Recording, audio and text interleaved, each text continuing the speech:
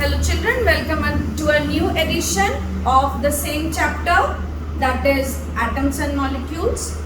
In my previous video we discussed about this. Okay, what is this? How do we calculate the mass of an atom?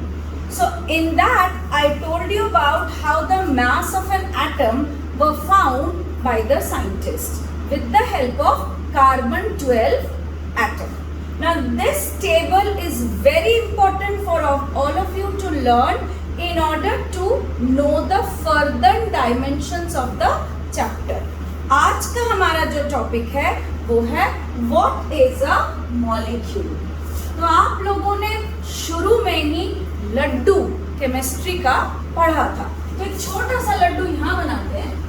This is the element which is made up of molecules and the molecules are made up of atoms. तो ये जो atoms हैं ये जुड़कर क्या बन रही हैं? Molecules बन रही हैं. So a clear picture of the definition is given in the book also. Here in this area it says a molecule can be defined as the smallest particle of an element. तो ये पूरे element का smallest particle है molecule, but ये molecule कैसे बना है? Atoms के थ्रू बना, joining of two or more atoms, and it is capable to show of an independent existence and the properties of that substance. इस element की property क्या होगी? वो इस molecule से भी पता चल जाएगा और उस atom से भी पता चल जाएगा. So here we get to know that the molecule is the smallest part of the element. ठीक है? तो अब हम मॉलिक्यूल के दो टाइप्स देखेंगे. Two types of molecules. Molecules of an element. Element का मॉलिक्यूल कैसा होता है और कंपाउंड का मॉलिक्यूल कैसा होता है. अब आपको पता चल चुका है कि कंपाउंड कैसे बनता है. केमिकल रिएक्शन से जब दो एटम्स को जोड़ दिया जाता है और एक नई चीज बनती है, उसको हमने कंपाउंड बोला था. और उसको हम तभी सेपरेट कर सकते हैं जब हम उसमें केमिकल एप्लीकेशंस लगाएं. वो फिजिकली सेपरेट नहीं होगा, तो वो कंपाउंड है. For example, water is compound and oxygen is element. ठीक है? तो ऑक्सीजन में देखिए मैंने यहाँ पे O2 लिखा हुआ. इसका क्या मतलब है? इसका ये मतलब है कि जैसे हम सोशल एनिमल्स हैं, we would like to live in a society with people. हम अकेले एग्जिस्ट नहीं कर सकते, वैसे ही एटम्स भी अकेले एग्जिस्ट नहीं कर सकते.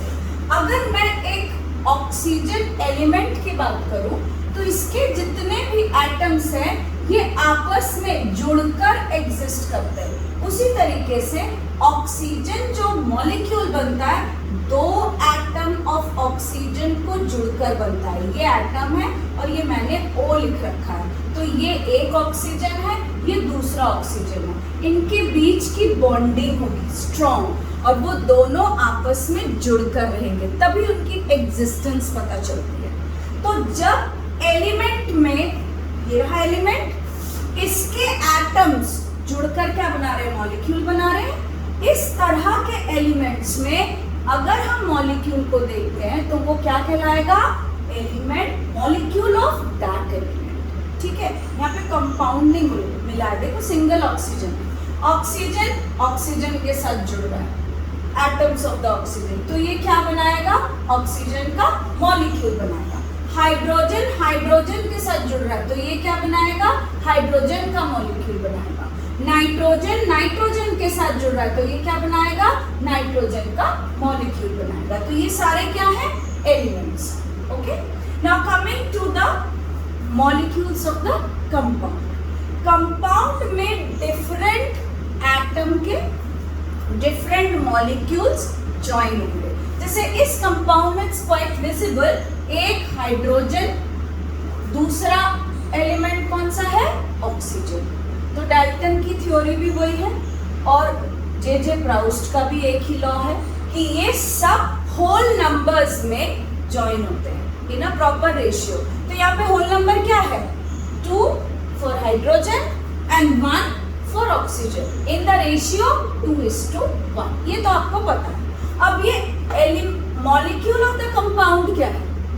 ये दोनों मॉलिक्यूल्स है, दो अलग अलग मॉलिक्यूल्स है। हाइड्रोजन अपने एटम के पास से आ रहा है, ऑक्सीजन का अपना एटम है, पर ये दोनों आपस में एक बॉन्ड में जुड़ चुके हैं विच इज इनसेपरेबल। और उस बॉन्ड में जुड़ने के बाद इन्होंने क्या बनाया है? कंपाउंड बनाया है। सिर्फ बॉन्ड ही नहीं, उनको एक प्रॉपर रेशियो भी चाहिए। इस तरीके से कई और कंपाउंड्स हैं, जैसे CO2 carbon dioxide, ammonia NH3, ये सारे कैसे हैं? कंपाउंड्स हैं। कैसे बन रहे हैं?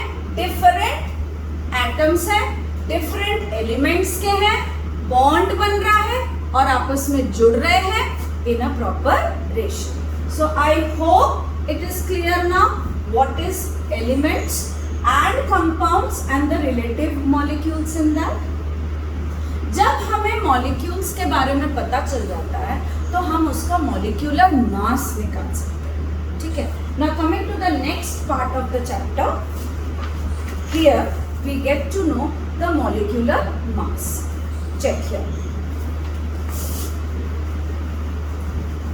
Molecular mass निकालने के लिए हमें वही थ्योरी लगानी पड़ेगी जो हमने एटम्स के लिए लगाई थी। क्या लगाया था?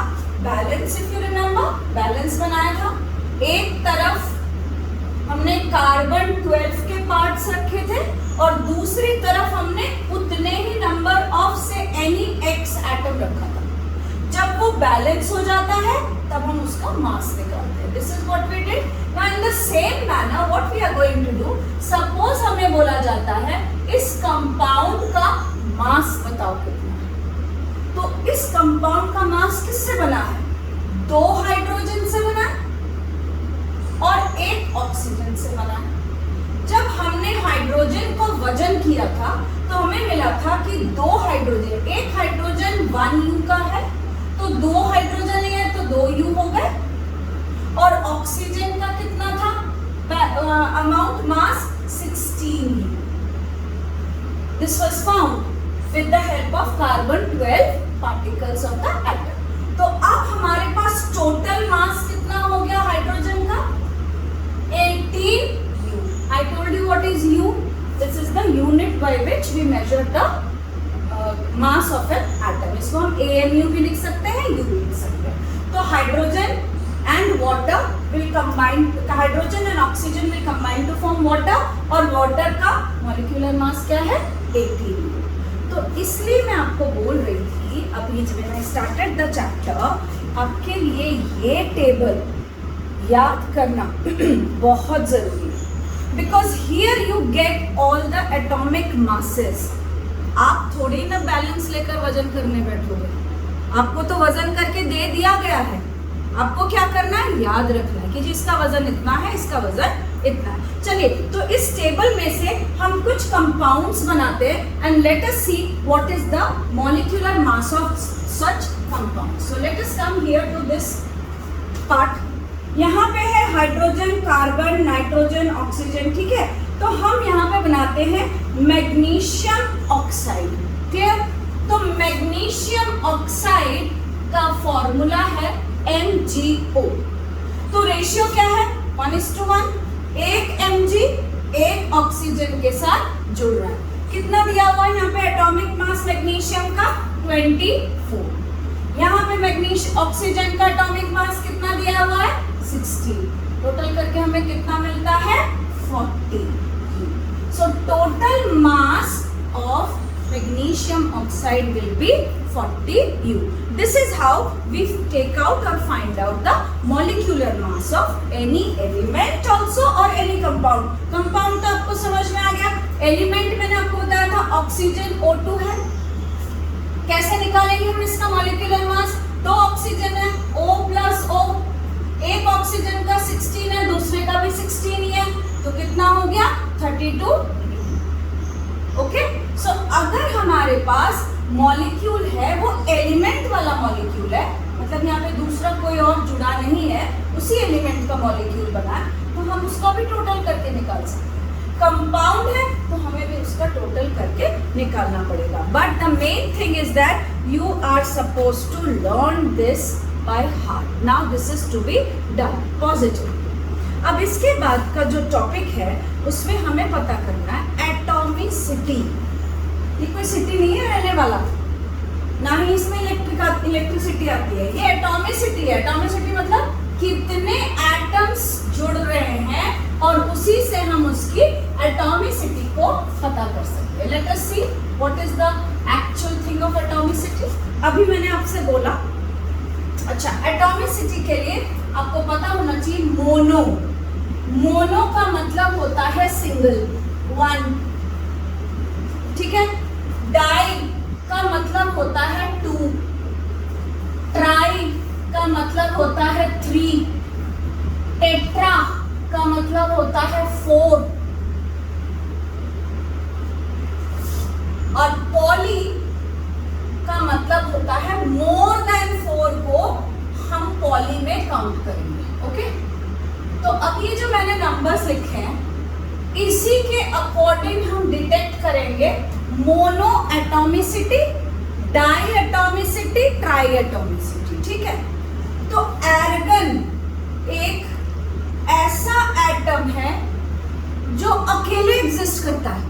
अभी तो मैंने आपसे बात करी कि एटम्स में बड़ा बॉन्ड होता है और वो आपस में जुड़कर रहते हैं, पर कुछ ऐसे एटम्स हैं वो अकेले ही रहना पसंद करते हैं. तो मतलब वो एक एटम भी है और साथ में वो मॉलिक्यूल भी है. मतलब इसको आप एर्गन एटम भी बोल सकते हो, इसको आप एर्गन मॉलिक्यूल भी बोल सकते हो. ये एक ही चीज से बना हुआ है. ये एटम ही है पर ये अकेले एग्जिस्ट कर रहा है तो इसको हमने कंसीडर करा यही इसका मॉलिक्यूल है.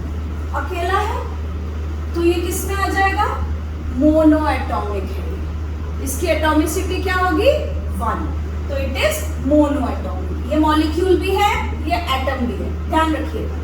डाई एटॉमिक, ऑक्सीजन अभी हमने 2 लिखा, इसका मतलब 2 ऑक्सीजन आपस में जुड़कर रह रहे हैं तो ये कहलाएगा डाई एटॉमिक. ठीक है. उसी तरीके से नाइट्रोजन, ये 3 एक साथ जुड़कर रहते हैं, N3. 3 एटम्स एक साथ जुड़कर रहते हैं तो क्या हो गया? Try atomic. फास्फोरस, ये 4 एक साथ जुड़कर रहते हैं तो ये क्या हो गया? Tetra atomic. सल्फर, 8 सल्फर एक साथ जुड़कर रहते हैं तब जाकर वो एक मॉलिक्यूल बनाते हैं. ये देखो सारे एलिमेंट्स हैं, ये कोई कंपाउंड नहीं बना अकेला. Oxygen same element. नाइट्रोजन 3 जुड़ रहे हैं पर है तो नाइट्रोजन ही ना, तो सेम एलिमेंट हो गए. फास्फोरस भले ही 4 जुड़ रहे हैं तो फास्फोरस ही, तो they are the molecules of the element. और S8 सल्फर, 8 सल्फर जुड़ रहे हैं, ऐसे ही आपको 8 सल्फर जोड़ने है तो सल्फर ही है तो element he. So all this detect the atomicity of the molecule of an element. यहाँ हम कंपाउंड की बात ही नहीं कर रहे. I think it is getting clear. तो जब मोर देन 4 जुड़ते हुए नजर आएंगे तब हम पेंटा, हेक्टा, हेप्टा नहीं बोलेंगे, हम सीधा बोलेंगे polyatomic ion. So again there comes one more table for you to learn which I have just now made you understand कि एटॉमिसिटी क्या होती है. तो एर्गन की मोनो एटॉमिक है, हीलियम भी मोनो एटॉमिक है. जैसे एर्गन है वैसे ही हीलियम अकेले रहता है बॉन्ड बना के अपने ही एटम के साथ, मतलब जो वो एटम है वही मॉलिक्यूल है. तो ये दोनों किस में आ जाएंगे? मोनो एटॉमिक में आ जाएंगे. देखिए डाई एटॉमिक में ऑक्सीजन है, हाइड्रोजन है, नाइट्रोजन कई बार डाई एटॉमिक भी पाए गए हैं और ट्राई एटॉमिक भी पाए गए हैं. ठीक उसी तरीके से जैसे ऑक्सीजन भी ट्राई एटॉमिक पाया गया. कब? जब ऑक्सीजन ओजोन बनता है तब वो ट्राई एटॉमिक कहलाता है. जब ऑक्सीजन सिर्फ गैस ऑक्सीजन बना रहा है तब वो डाई एटॉमिक है. ठीक है. ये जो हम चेंजेस बता रहे हैं, कह रहे हैं ऑक्सीजन पर उसको O2 भी लिख रहे हैं, उसी O से हम ओजोन बना रहे हैं तो O3 बन जा रहा है. यहाँ पे डाल्टन की एटॉमिक थ्योरी के लिमिटेशंस भी आपको जानने चाहिए। जो डाल्टन ने 6 पोस्टुलेट्स दिए थे उसमें लिमिटेशंस आ गई है। वो लिमिटेशंस क्या है वो मैं अपने नेक्स्ट वीडियो में आपको जरूर बताऊंगी। तो यहाँ तक आपको I think it is clear, and the 2 tables which are very important for you to learn in the NCERT book should be learned by heart. Thank you. Have a nice